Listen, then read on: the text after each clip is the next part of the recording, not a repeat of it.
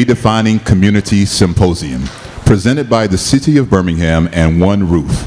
Today, we gather to reflect, learn, and move forward as a united community committed to compassion, collaboration, and lasting change. At this time, please direct your attention to the screens for a special opening video. Birmingham's unhoused community. They're so much more than their circumstances. They are not stats to be used for political talking points. They're not faces to be ignored. They're not burdens. They're mothers and fathers, sons and daughters, children with unrealized potential. They're survivors with stories, souls with dreams yet to be realized. They are not our shame. They are us, and they need our compassion. The City of Birmingham is taking bold steps to support our unhoused neighbors in ways that will both improve services and change perceptions. For the first time, we've dedicated more than $1 million to directly address this growing challenge. But this effort must be bigger than government, and this effort must be bigger than money. It requires Birmingham's full community of partners to join this fight and stand for every story, every soul, and every life. Rooted in love and respect for our fellow man, ready to help those in need. Birmingham is at its strongest when we move in unison, and that's why we will continue to support the work of nonprofits and faith-based organizations who have led the charge in uplifting this community. And we call on all of you, the residents of Birmingham, to take the call to action, to volunteer, to serve, but probably most importantly, to show empathy. Homelessness may feel like a crisis that's too large to tackle, but look into the eyes of those who are displaced. Hear their stories, feel their pain. They are worth fighting for. There is no problem too big for a city that has already changed the world. We can do it again, because they deserve a future. Please join me in welcoming the Executive Director of the Flourish, Alabama, poet, writer, and creative visionary, Jamon Hill.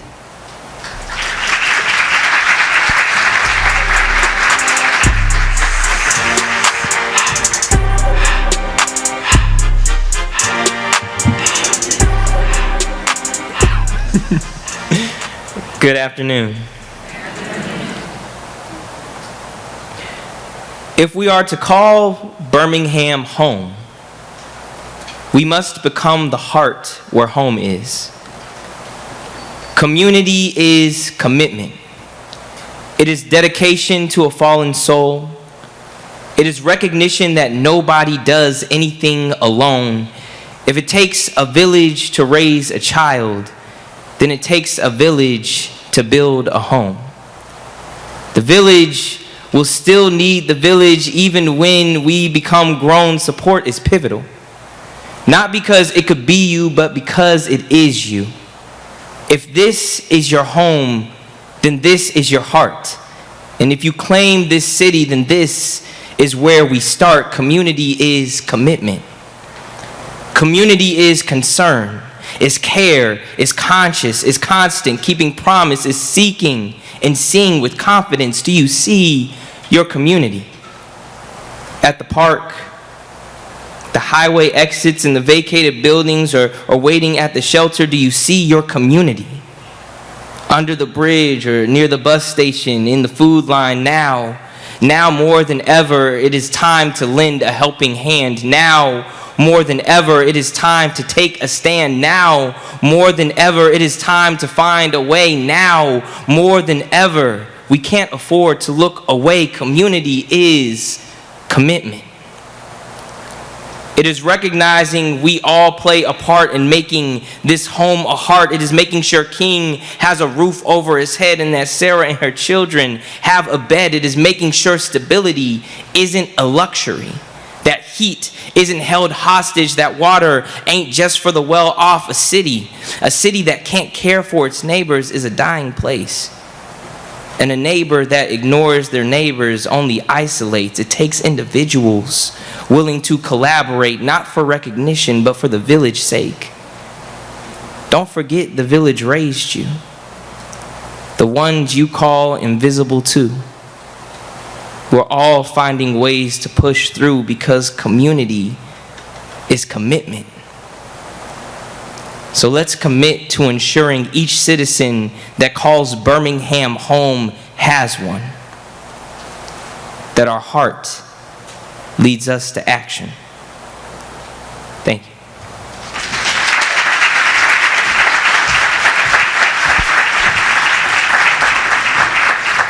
Ladies and gentlemen, it is now my honor to welcome the leader of our city, a champion for equity, for community-centered progress, and for meaningful solutions to homelessness. Please join me in welcoming the mayor of the City of Birmingham, Mayor Randall Woodfin.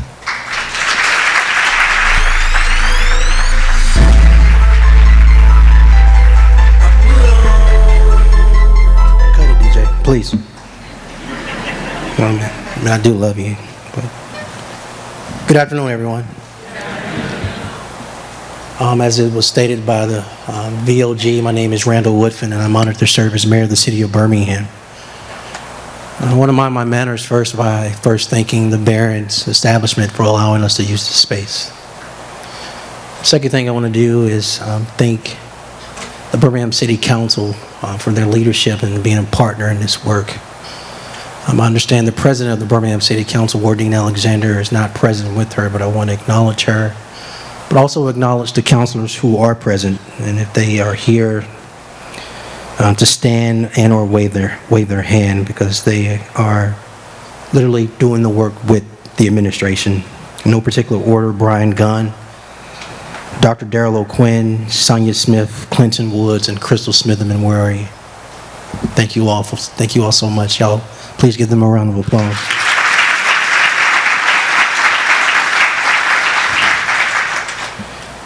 Got some points here I don't want to deviate from, so let me make two more acknowledgments. Well, three more actually. One is to One Roof. I want to thank them for co-convening and co-hosting this important meeting we are having together as a city and a community. Is so important. And the other is to my colleague Elena Melton and all of our team at City Hall for leading on this effort. Elena Melton has poured her heart and soul not only into this gathering today, but leading this work on behalf of the City of Birmingham. So she is somewhere around this building, but I want to express my sincere gratitude for her leadership and her heart. With that in mind, today is about redefining our community. But first, we, as our great poet said, we need to acknowledge what a community is. And we didn't talk before this. He kind of set it up, but it was beautiful what he shared. A community is a group of neighbors, it's friends, it's colleagues. A community is coming together to just support, not just to support your own, but to support our own. And I'm going to put emphasis on our. O-U-R, because our own includes our homeless, our unhoused population. Again, our includes our homeless, unhoused population. The City of Birmingham has worked to support those who work hard for the unhoused every day. And earlier, I think One Roof, but the truth is, I'm not sure if there's enough time to thank every single partner. Call them by name. The organizations, the foundations, the churches and the faith leaders and the philanthropic organizations and the individual people who are literally in this work every single day. If you're in this room, in that space, could you at least just wave your hand and be acknowledged so we can, all of us, look at you and say thank you. Thank you so much. Thank you so much. At City Hall, we believe that we are a co-partner in the work of addressing and reducing homelessness. But we believe that's just a portion of what the city's responsibility is. As it relates to today and this important meeting, it is about one, framing, and then being able to have the ability to leave this room and go execute on something that's a tangible plan to reduce homelessness in our community. Again, restating, today is about framing the conversation and about how all of us in this room can help those who desperately need it.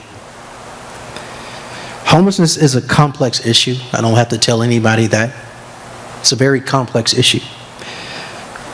What I am aware of, having sat in this seat as mayor for a little time now, is that no single agency, not our administration and city government alone, not one program can solve it alone. And I think that's worth repeating and putting some emphasis on. The city government in isolation is not responsible for solving this problem, because I'm not sure of any other American city the city government can solve this problem alone, nor one agency or one program. It takes a collective. It requires a coordinated effort.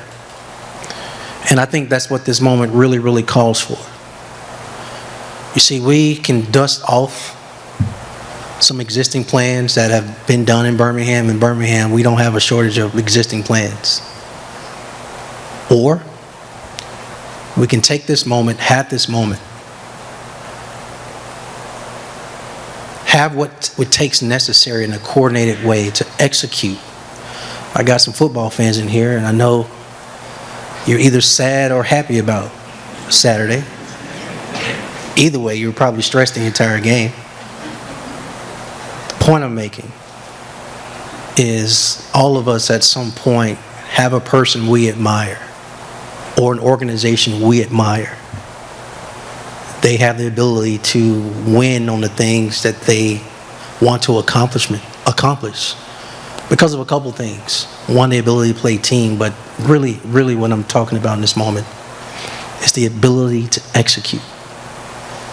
It's not enough to have a plan or a coordinated plan or have the people, organizations at the table. It's not enough to just have heart and or a willingness. On this topic, we have to execute, and that is our ability to execute on reducing our unhoused population, on execute on reducing homelessness. And I would not stand before you on this podium in this room with you if I did not believe we could not execute on that. But what I also know about this city and the city of Birmingham is that Birmingham is a caring community. We're also a giving community, always in the top 10 cities of the most altruistic. But it's also an active community, and my charge today for everyone is for us to recenter ourselves on this topic and activate our coordinated approach to addressing this complex issue. But when we care, when we give, and when we activate, I am confident that the city of Birmingham and our community, there's not one issue we can't take on and actually make a change. So as I close out, I'd like to salute the Continuum of Care. That's the backbone of Birmingham's homeless response system, with One Roof leading the coalition and coordinating community-wide efforts. I'd also like to shout out again all the nonprofits, all the faith-based organizations that have provided shelter, street outreach, and permanent housing for decades, because we see you, we love you, and we acknowledge your hard work. But my last thank you is to every single person and or organization in this room. Thanking you not only for your attendance, but thanking you for your heart, and the fact that you are here on a cold Monday afternoon shows that you care for those who are unhoused and willing to roll up your sleeves in a coordinated effort to address this with us.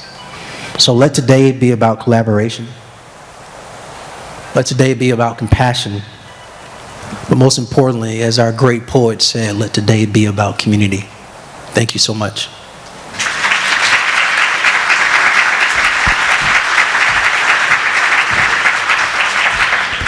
We now invite to the stage the board chair of One Roof, a dedicated advocate for housing stability and community partnership, Tiffany Degree.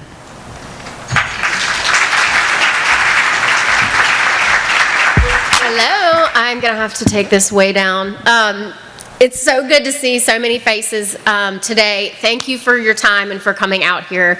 My name is Tiffany Degree, and in my day job, I'm a litigator at Bradley, and I'm proud to be here today on behalf of both Bradley, our law firm who has donated to become a sponsor of this event and is really taking a step in asking the business community to get more and more involved in here. And so one thing that you will learn, and you will hear a lot today, as has already been said, is the redefining community and what we can do together as a whole to accomplish these goals. So in my non-day job, I am the head of the board of directors of One Roof, and so I want to take this time to just tell you a few things about One Roof, and again, thank you for being here today. Thank you to the sponsors who sponsored, but really a huge, huge, huge thank you to all the service providers. Y'all are the heartbeat of this work.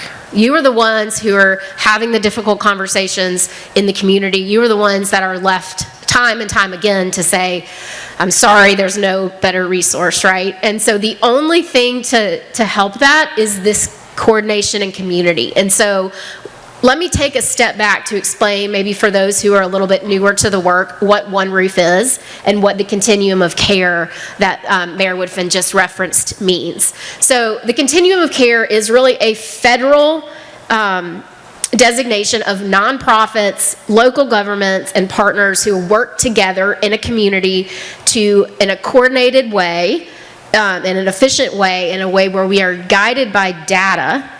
We are working together to address homelessness. And One Roof is the entity that manages that coordination. So sometimes, if you have a question, it's so hard to answer. You might know one person in your phone, in your contacts, where you're like, I don't know if they know the answer, but they'll know who knows the answer. So imagine that person.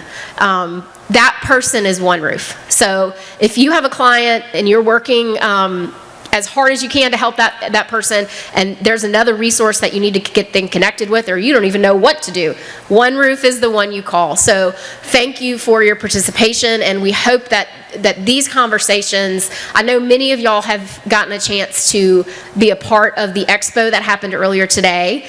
There were over 25 different tables, different service providers who are hitting much needed access to these resources. But you can't just have one table, right? A lot of people, as the mayor said, this is definitely an issue that has a lot of different factors. And so what we need is a coordinated effort, and that is where One Roof steps in to help hold the hands and tell you, okay, oh, this partner has this. Have you tried this partner for resources? So that's who we are. And to conclude, I just want to leave you with a brief call of action. I know a lot of you are already doing the work, the hard work, so I'm going to say rest to you. I'm going to say thank you. I'm going to say let us know if there are others that need to be in this room, but I'm proud that we are here today and we're able to do that work. And if you are in this room and you don't already have, a mission on your heart and an organization that you're, passionate about, please use this day as an opportunity to get involved. So you saw out there are 25 partner agencies who would love your help.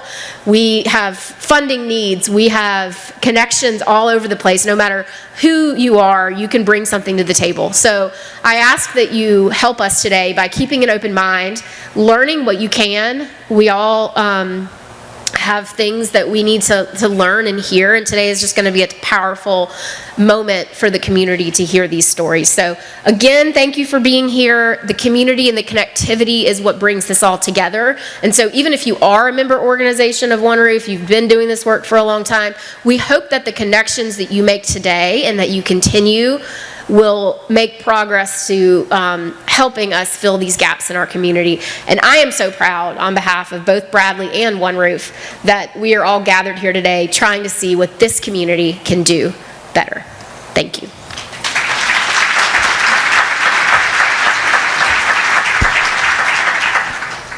Ladies and gentlemen, a key has been found. If you think it may be yours, please stop by the audio booth on the left side of the room, and we'll be happy to help you claim it. And now, we transition to our State of Homelessness discussion, featuring Elena Melton, Director of Unhoused Strategies, City of Birmingham Mayor's Office, and Gordon Sullivan, Executive Director of One Roof.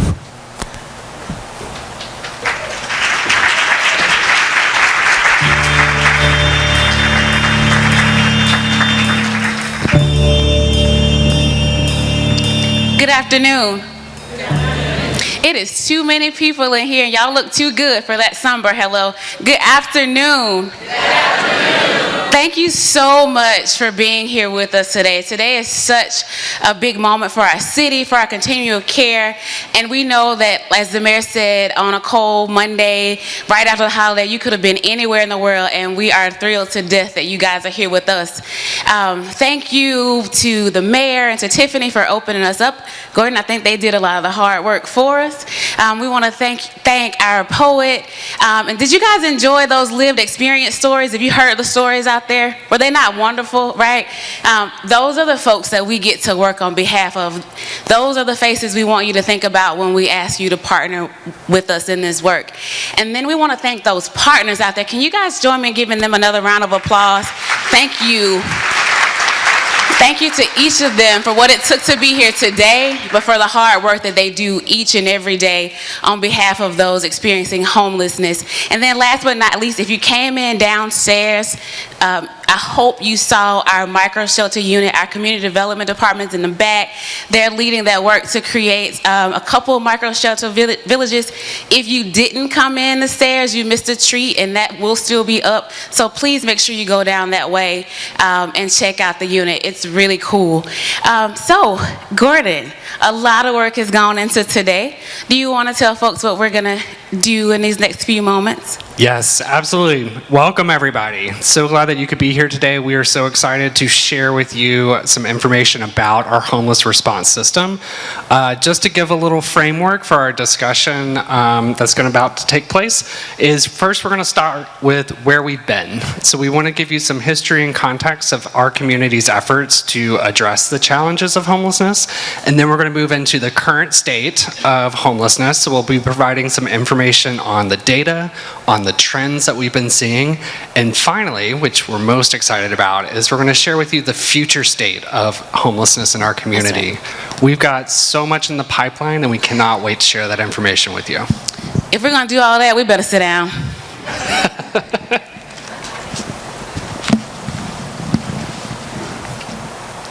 So you heard the mayor mention that over the last 20 years, there have been a lot of investments, a lot of studies, a lot of research that's been done.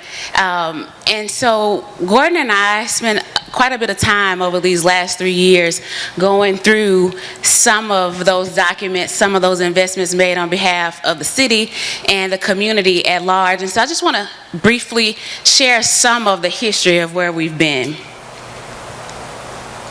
So we went back as far as 2005. That's as far as we were able to find some information, and a lot of these things will be available on the city's website really soon if there's an actual document we've been able to locate. So there was a needs assessment of Birmingham and Jefferson County, and then for 10 years there was the Birmingham plan, which we've heard a lot about that lately, and a lot of work and a lot of money, a lot of investment went into that.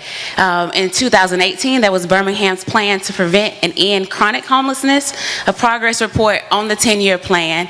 And then in 2020, the new firehouse shelter was built, and that the city invested in the capital campaign for that. In 2021, there was a report on homelessness in the city of Birmingham. And then also in that same year, One Roof did a youth needs assessment. And in 2022, there was a capital investment by the city into the waste station with AIDS Alabama. I think we have a few more, Gordon. And then the Continuum of Care plan for reducing unsheltered homelessness.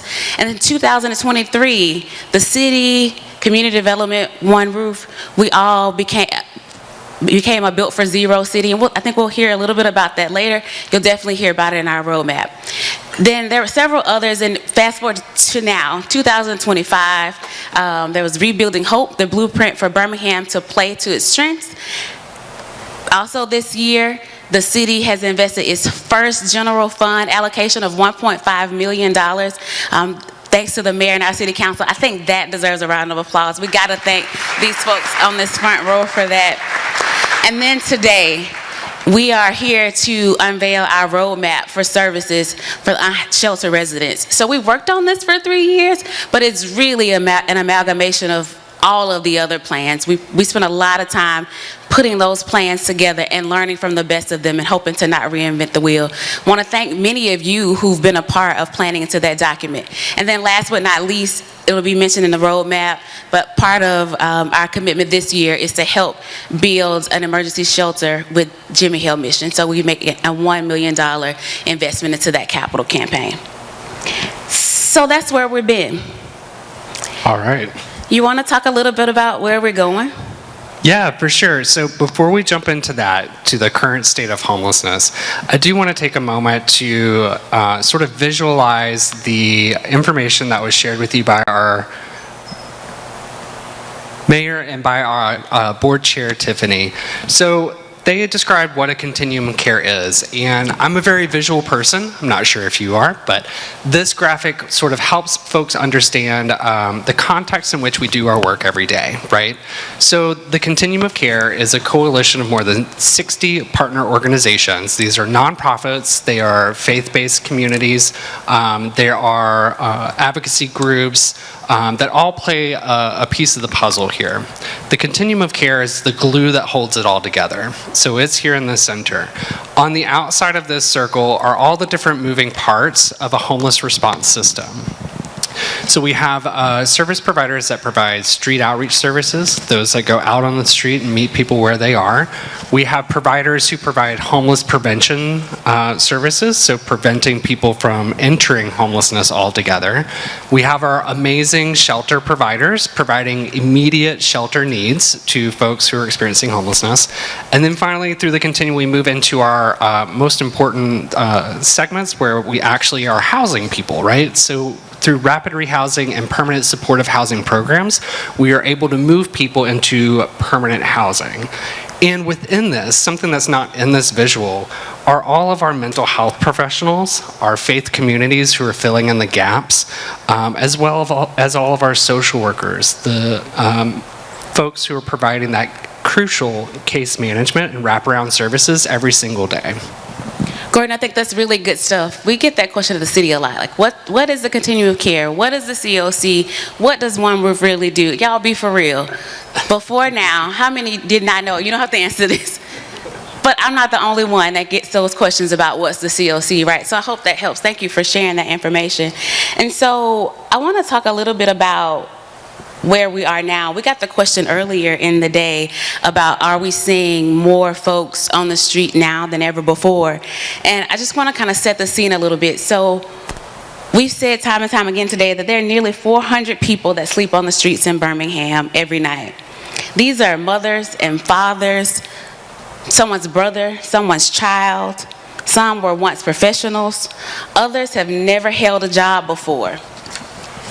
Some are justice impacted, some are veterans, some are couples, some are entire families, some are children, but very few are unhoused by choice. Most are there due to circumstance, whether that's domestic violence, mental or physical health challenges, an unaffordable housing market, jobs that don't pay a livable wage, or simply life unfolding in ways they never expected. Gordon, tell us a little bit about the visual homelessness that we see. Yeah, absolutely. So some of the data that's on the screen right now is from our annual point-in-time count. Many of you guys are familiar with this, but if you're not, the point-in-time count is an annual census that we do in our community every single January. This really gives us that annual benchmark of like, is homelessness increasing or is it decreasing? So our most recent data showed that on any given night in Birmingham, we have 911 people who are experiencing homelessness. As Elena just mentioned, nearly 400 of those individuals are what we would call living unsheltered, meaning they're living outdoors. So this could be someone living in their car, under the bridge, in the park, any sort of situation where they are not sheltered, right? 516 people is estimated to be experiencing homelessness, but in a sheltered situation. This would be somebody who's staying in one of our emergency shelters within our community. Now, we have seen some changes over time. Elena, I think that's what you're mentioning, right? So going to this next slide, homelessness changes over time, and through our point-in-time data, we can really track this trend, right? So it's changing, but in very particular ways, right? So overall, homelessness is decreasing in our community since 2016. You can see up here on one of our graphs. However, we're seeing some increases and changes in what homelessness looks like in our community. So, around 2019, 2020, we saw an increase in chronic homelessness. This is somebody who's experienced homelessness for a very long time, usually more than a year, but also is living with a disability or a disabling condition that's serving as a barrier to them exiting homelessness. So over the years, we have seen an increase in folks who are experiencing chronic homelessness. One other thing before I turn it back over to you is that the difference between sheltered and unsheltered, right? So sheltered, remember this is people who are staying in emergency shelters. That has been decreasing over time. However, since the pandemic, we've seen a slight increase in the number of people experiencing unsheltered homelessness. So those are folks who are living outdoors or places not meant for human habitation. So homelessness in Birmingham is more visible. We see it more. And I think that's what people really feel. Yeah, so I was asked a question some time ago if I thought that homelessness had increased since the pandemic or since the World Games in 2022. And I thought that question was particularly interesting because my journey with this work began during the World Games. I was tasked with running the city's cooling station, and during that time I met 80 of the most dynamic folks you ever want to meet. And little did I know that it would be a journey, just the beginning of a journey with this work. And so because I can vividly remember that point in time and vividly remember the World Games, I think the answer to the original question is yes. Since the World Games, since COVID, I think we're seeing an increase of encampments, increase of calls about encampments or folks that are visibly homeless on the street. And I think for me, a couple of things to know as, yes, we see the increase, but during my time in the warming station and having these 80 faces that I get to carry with me every day, I learned a lot that has definitely maybe given me some patience. That group of folks taught me that being unhoused, it doesn't take away your right to know what housing for you looks like, right? So in that group, I remember Mr. Charles, a gentleman that I really enjoyed talking to for 11 days and nights, broke my heart when he said, I don't want the shelter option that you guys are providing. I'd rather live in my car. And I thought because we had a housing option, surely he should take the option that we have. But he was not shy to let me know, no, I should stay where I stay. And I learned a lot from that moment. I also learned from that time that brilliance lives everywhere. In that group, there were literal geniuses. We had a classically trained pianist, a chess player, and a business executive. I remember the chess players teaching my then 11-year-old son how to play chess, and he still plays to this day, sometimes with the folks that we met in the cooling station. They taught me that one fire could literally change everything, uproot your entire life. And that tragedy suddenly has the world looking at you like you don't have any value. Those 80 people also taught me that those experiencing homelessness have really good ideas about what help looks like for them. I think we heard earlier in the lived experience story, someone told us that if we could fix the mental health crisis, we could solve homelessness. I don't know if that's true, but from their lived experience, I do take that to heart, and I think maybe we all should. All that to say, I learned, yes, the numbers are probably increasing, but now more than ever, we need empathy. They helped me realize that we all have to sit down and listen and be a part of the conversation. So, Gordon, thank you so much for expounding on what has happened. Yes, thank you for sharing that, Elena. I want to share some more data with you guys. Folks who know me in the room know that I just talked about data. So I'm going to try to, I'm the be comic brief. relief. Yes, I'm going to be brief about this. But so so far we've looked at this point-in-time data, which is just an annual estimation that we do every year. I want you to understand that our system also looks at our system performance every single month. And one of the things that we look at is the inflow and the outflow of our system. Now, inflow is, when I say that, I just mean when people become homeless, that's our inflow. How many people are becoming homeless and entering our system for the first time? Outflow is how many people are we exiting through our system, like how good of a job are we doing and getting people to housing situations through our system. So we look at this inflow and outflow each and every month, and what that tells us is our system keeping pace with the rate of homelessness in our community? In an ideal, perfect world, we want it to be a one-to-one match, right? Whenever someone enters our system, we have a housing solution to exit them from our system. As you can imagine, some months our system does better than other months. So on some months we might see a higher inflow and a lower outflow. But as you see in this graph, sometimes our outflow is higher than our inflow, which means we're reducing homelessness. One important fact here, and I do want to share because it's very exciting and very good news, is a mark of progress in reducing chronic homelessness in our community. I had mentioned just before with the point-in-time data that chronic homelessness has seen an increase between 22 and 2023. We've actually seen a reduction since 2023 to today. So in November of 2023, on average, we had about 510 chronically homeless individuals running through our system, the inflow.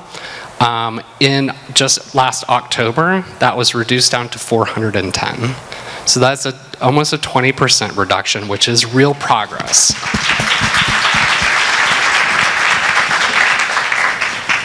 That is wonderful. So Gordon is the data person and I'm the storyteller. So to oversimplify that, if you're like me, we want to get our system at a one-to-one. For every one person that enters, we won't know more than one person. One person leaves, another person enters. That's in layman's terms. I want to tell a little story about my friend David that we met in the cooling station. Again, those 80 folks I met, I probably could tell you all of them by name, but David really sticks out, and we're still in touch to this day. And I hope this will bring some of the points home for us as well.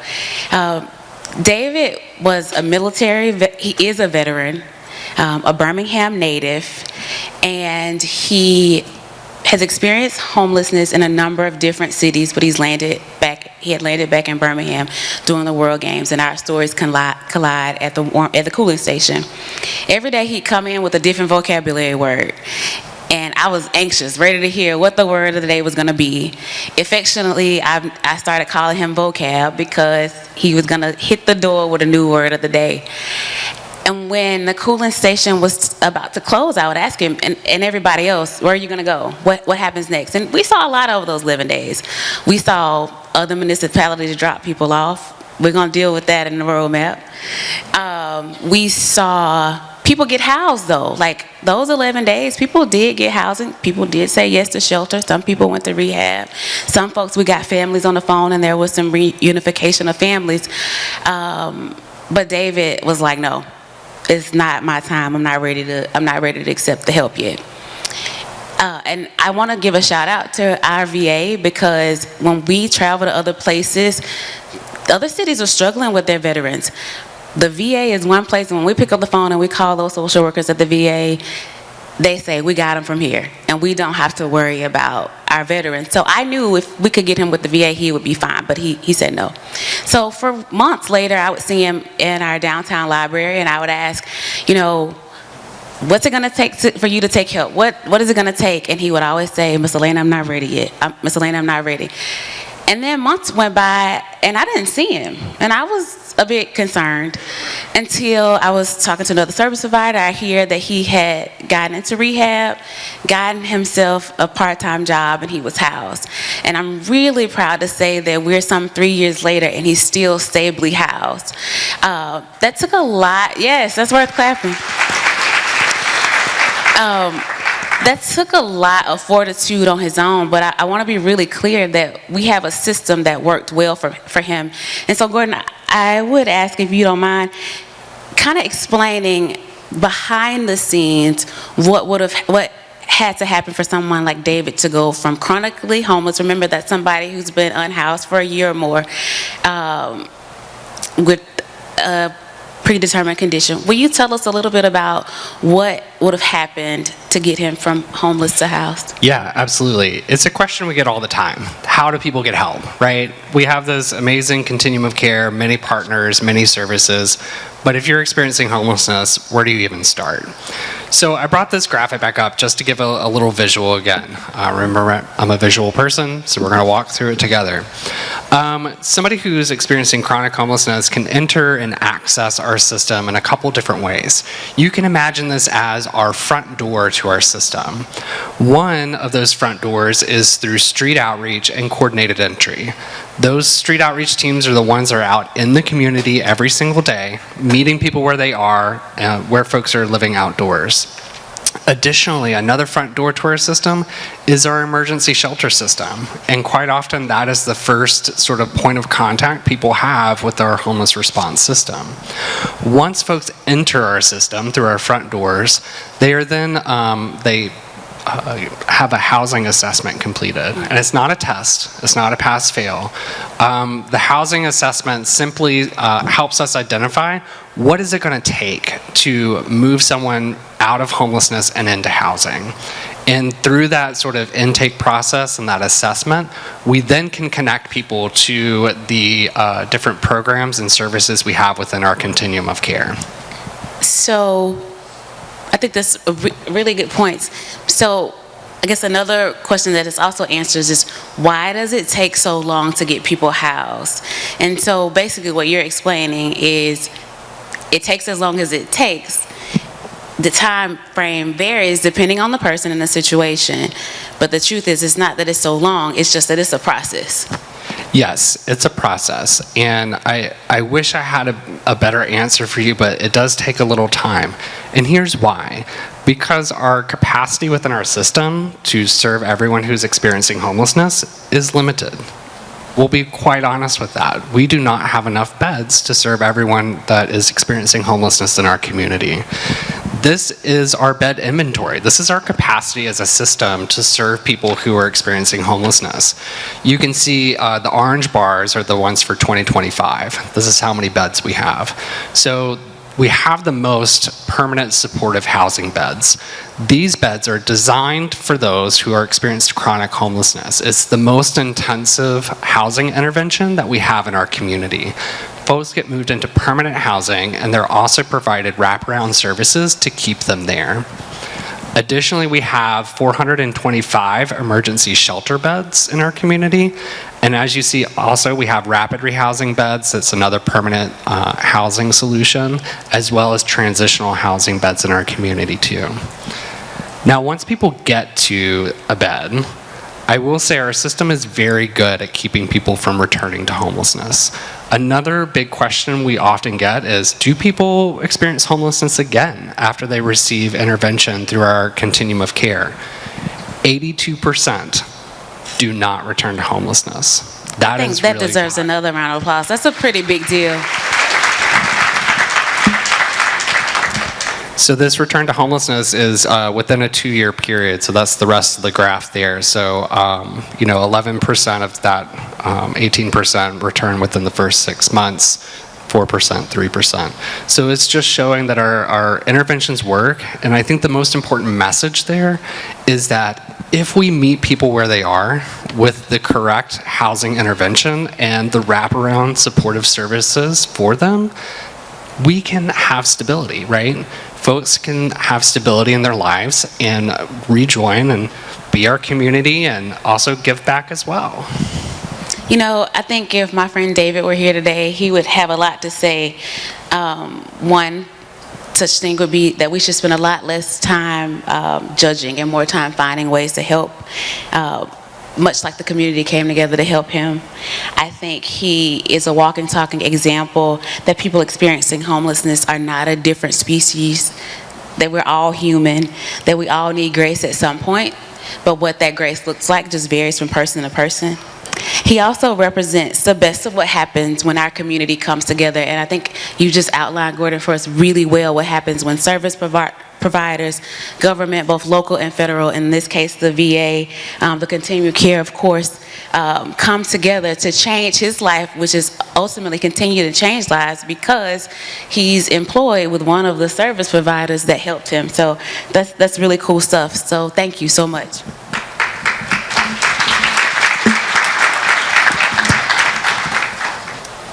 So the obvious question is, what's the city gonna do, right? We've said a lot of stuff, and we've teed up quite a bit. Enter the city's roadmap of services for unsheltered residents. This has been a labor of love. For the last 3 years, this is what we've been working on. We've taken the 20 years of history.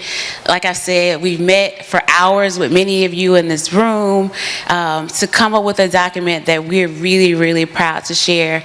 Some of you already started, but please feel free to snag the QR code here to get a link to a copy of it, but also we'll have some copies when the event is over while they last. I want to be clear before we get into this document, when the city steps forward sometimes about this issue of homelessness, we always get the question, is the city going to direct serve? We hear the murmurs, have y'all lost your mind? This is not what a city's supposed to do, but it is what a good neighbor is supposed to do, right? I want to be real clear, and I think the mayor would share, I know the mayor shares this sentiment. The city of Birmingham remains firmly committed to its core responsibilities, which is cleanliness, public safety, and neighborhood revitalization.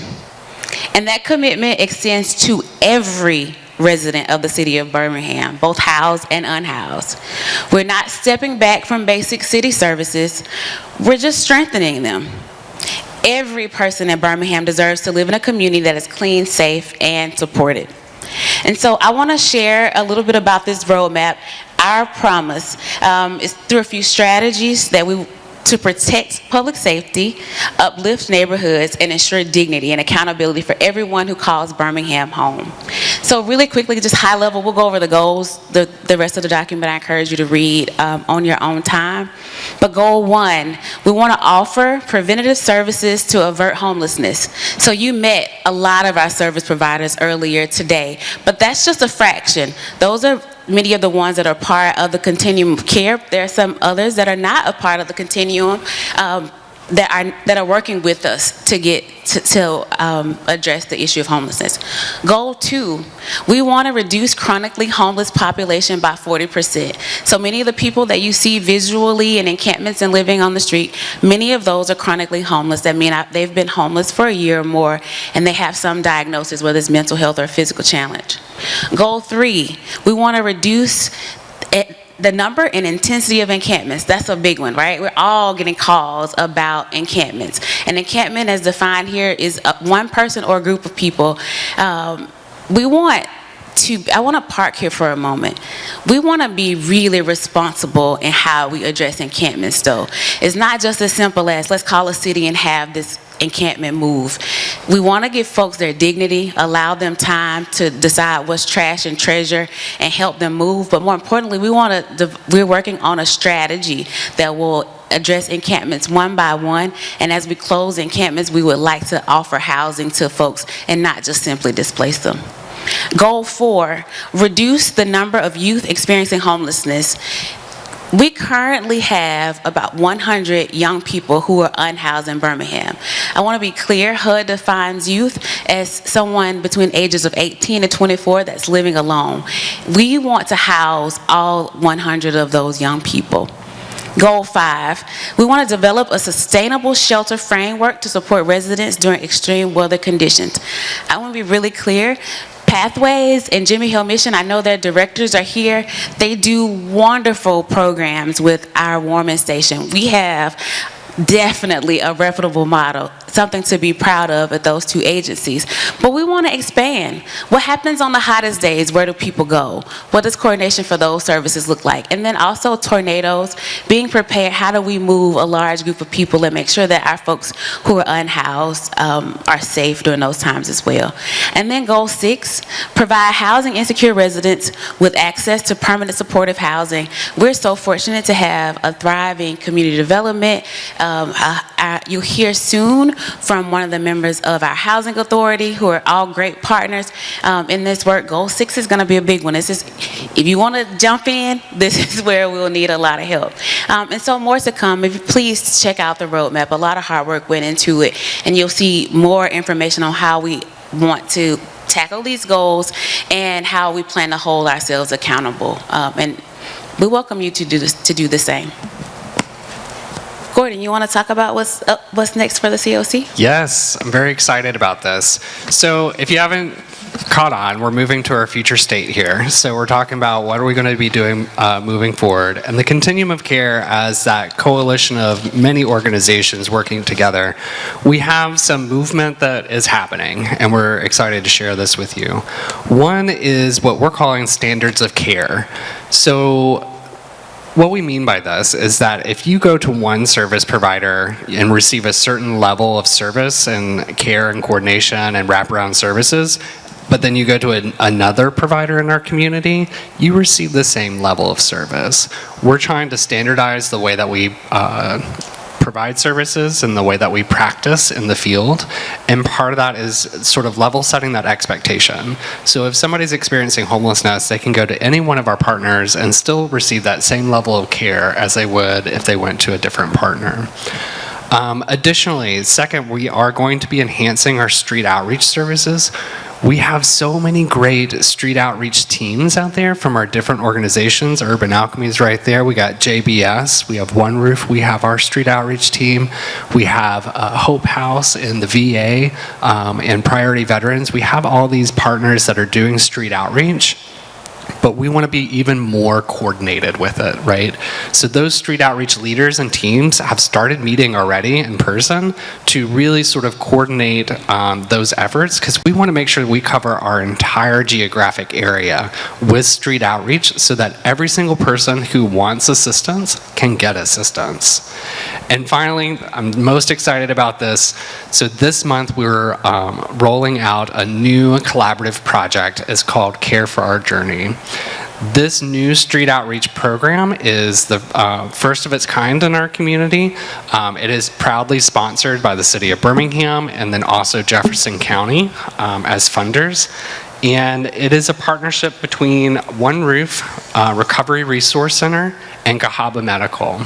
We also have additional partners with Addiction Prevention Coalition, UAB, and of course Food for Our Journey, where the namesake comes from. So this street outreach team is combining medical care, is combining recovery, support, and care, and it's also providing housing services.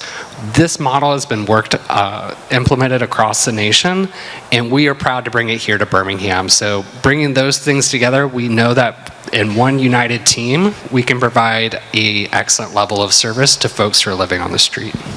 I'm so excited about all of those. So thank you for sharing my excitement. You know, if housing is the end game and community is the way to get there, all the things that you just outlined absolutely help us get there. And I think it's a really good time too just to thank our partners again. We've rolled out a lot, but it's not an indictment on our partners.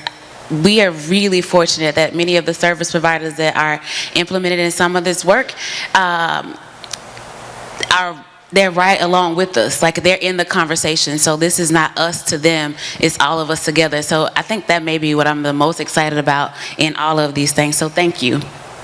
So as we talk about where we are, there's one glaring thing we can't overlook, even though it might be easy to, and that's the changes in the federal government. Don't run away now. So I think most of us by now have probably heard that the Department of Housing and Urban Development, or HUD, has recently announced a lot of changes around housing in particular, and some changes that will affect our folks experiencing homelessness. Gordon, do you want to share a little bit about what those changes could look like for our city? Yeah, absolutely. It is. I'm sorry. It's a continuously changing situation, right?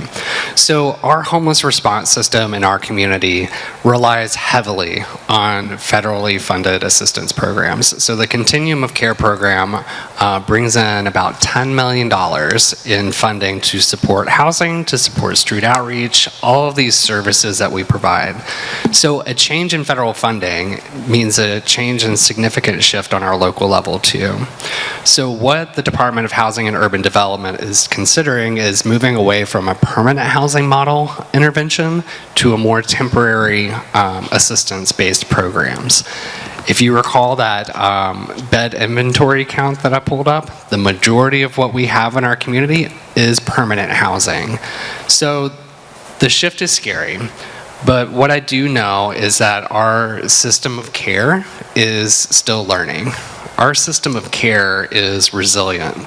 Our system of care knows what works in Birmingham, and that is permanent housing.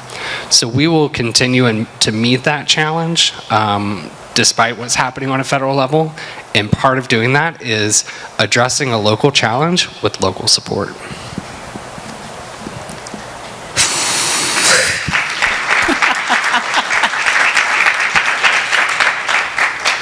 Y'all, that's a lot. So we have taken a journey through the past. We've talked about where we are now. We've talked about where we're going. Gordon gave us some not great news. And so I think this is a really good time for us to just, as a community, collectively exhale. Y'all do it with me. Just cleanse the room for a moment. I think it's important to pause, right? Like, that doesn't feel great to hear. And while we have some really promising things to share, that does leave a lot of questions. But I don't think we can pause too long, because if I understand correctly, many of these changes take effect December 30th of this year, right? Yes, very soon. So we can't pause very long. We can't rest on our laurels. What we're learning, what we're hearing is the cavalry is not coming. And so we've got to save our community, ourselves. It's going to take all of us. And so that brings me to what we came here today for, and that's the state of homelessness. What is the state of homelessness in the city of Birmingham? We think the state of homelessness is to be determined. We're writing a story that is still in progress. And that brings us shared challenges and questions, I'm sure, but it's definitely hope, particularly in a city like Birmingham, Alabama. You heard the mayor say it before, we've changed the world before. Surely we can change it again for those experiencing homelessness. But we gotta do it together. And we hope the message is clear that we gotta do it by redefining community. And so to really redefine community, it's going to take patience on each and every one of our parts, and determination for the person experiencing homelessness. They have a part to play as well. It's going to take grace and open-mindedness. I'm sure many of us have been in tough conversations that we didn't understand, and we may not all agree, but we're going to have to work together to find common ground, even if we don't agree.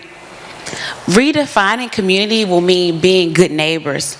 This is true for our residents and our service providers. It will require a sharing of resources like never before. No more silos. And to those who began breaking the walls of the silos, we say thank you. To our neighborhood leaders that are in the room, it'll ask the question of you of what does engagement and creativity on a neighborhood level look like? We want, the city, to clean up your neighborhoods. Trust me, we do. But please keep in mind that your currently unhoused neighbor may be your housed neighbor one day. To our businesses, it'll ask the question of you, how can you support these efforts while we, the city, support you? Trust me, we hear your concerns and we care about what you care about. We care about our residents that are experiencing homelessness as well. To our faith community, it will ask the question of you: in what ways can you open your doors both literally and metaphorically? We need you. To our civic leaders in the room, we need you too. We're not crazy. We know that it's not going to always be rainbows and sunshine. Redefining community is going to take ordinances and legislation as well. It's not all about changing minds and hearts. Some of it's going to require changed laws. I have a friend sitting on the third row who taught me that changing minds sometimes begins with changed laws. To our law enforcement, yeah, redefining community is going to require you too. I want to be really clear. The City of Birmingham has no plans to criminalize homelessness. It is not illegal.